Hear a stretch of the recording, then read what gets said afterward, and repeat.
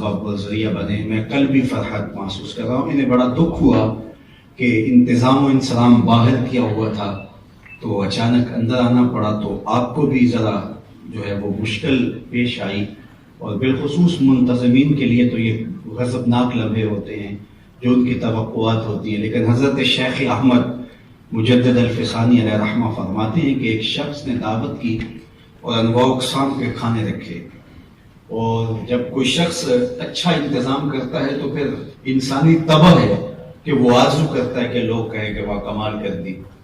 تو اس کی یہ آرزو اندر کہیں نہ کہیں لڑائی لے رہی تھی. تو کسی شخص نے جاتے ہوئے کہا کہ کوئی مزہ نہیں آیا, کوئی لطف نہیں آیا, تو اس کا دل ٹوٹ گیا. تو شیخ کہتے ہیں کہ اس کا وہ اہتمام جو ہے وہ قبول نہیں تھا, لیکن اس کے دل کی شکستگی کی وجہ سے میرے رب نے قبول کر دیا.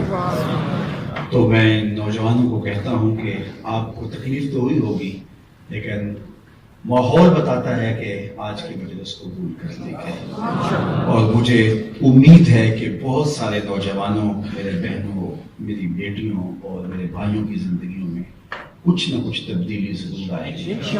ہم صرف گفتگو سنیں.